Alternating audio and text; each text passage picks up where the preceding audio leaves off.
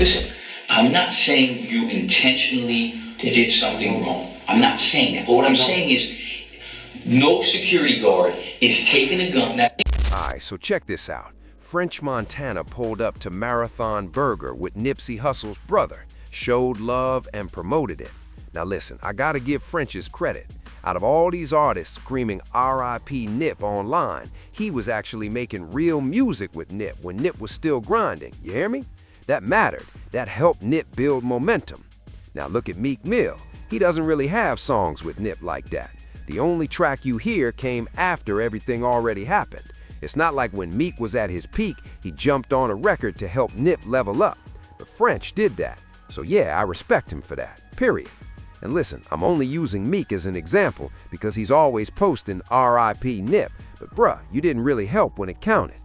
Now, switching gears real quick, the president just pardoned former NFL star Jamal Lewis, who had serious charges. That man is blessed. He better thank God every day, for real. Now hold up, because Lil Tjay got his own situation going on. Yeah, one of his close friends sat down with the police. Let that sink in. And from what I'm hearing, he was talking. Lil Tjay's best friend, Minnie Mac, really did the unexpected. listen, I'm not saying you intentionally did something wrong. I'm not saying that. But what I'm saying is, no security guard is taking a gun. Now, he's taking responsibility. It's going to be like, slide this in a bag. But I ain't going to tell you what bag it's in. Just get it. No, like, yo, I'm not mad at you. Like, yo, just get this motherfucker. He like, yo, he nice. I'm going to just walk. No, I get it, but the security guard wasn't with you with the bags going in. Yo, listen, that dude was really working overtime on that case. Working non-stop on that situation, for real. At this point, Lil Tjay might need to cut that friend off. Now let's talk about Jim Jones doubling down on the Kid Cudi situation. He said he's been catching heat online, but he don't care, and he's standing on it. Bro, you did not discover Kid Cudi and get him his deal. You just remixed the song early, that's it. And yeah, you knew about him early, cool. That's all, bro. By then, Cudi was already signed and in motion. Jim East is wild sometimes, I'm sorry. He loves rewriting history. Remember when he tried to say he could have signed Drake? Bro, you never had that chance. You just knew about Drake before he blew up, like a lot of people did. He was already in the mix. I was on BBM back in the BlackBerry days talking to Drake. This was around 2007 or 2008. I didn't know he'd be that huge, but I knew he was special, especially once he started moving around Lil Wayne. And then he officially signed. You could see it in the music right away. It was obvious he was gone, period. I even told DJ Khaled to work with Drake early. I said, bro, do something with him. He was like, nah. Now look at him, chasing Drake features. Now, shifting gears, Candy Burris is accusing Todd Tucker of staying in her guest house and not paying during the divorce. Honestly, we all saw that coming, let's be real. She fell for the dude who was helping produce her show, they moved in together, her mom never liked him, and he always seemed like he was living off her. Now look, it's over. Sad situation, but she's always been kind of bossy, let's keep it real. You could tell that the relationship would be tough. She's already rich and set in her ways. You can't tell her anything. She's not following anybody's lead. She is the lead. That's just who she is. So any man with her is going to struggle. Now, on to the next story. Steffon Diggs pleaded not guilty. This comes after a chef accused him of assault. She released a statement. Let me read this before we go further. Hold up, where did I put it? All right, here it is. I am speaking now to address the false information being shared publicly.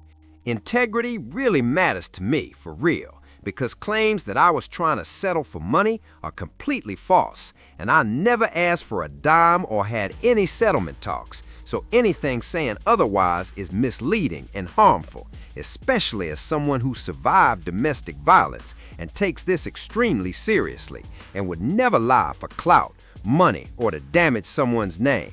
Because I didn't even want public attention and went through the proper legal system since this is a criminal case and I'm respecting the process, not entertaining rumors or personal attacks, blah, blah, blah. And honestly, I believe her. I really think she's telling the truth. Now, moving on, Glorilla caught major heat from Charlemagne and he really went in on her. And I'm like, Why even respond when somebody calling you names like that?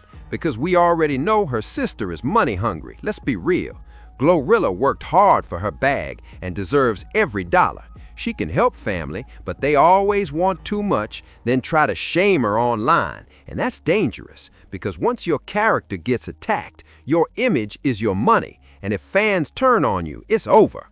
And then she admitted she used to call CPS on her own mom whenever she didn't get what she wanted, whether it was McDonald's or getting disciplined. And I was like, hold up, that's wild. Straight hell-raising behavior. Charlemagne went off, but didn't really say anything new, so I'm not even playing it. It's not worth it.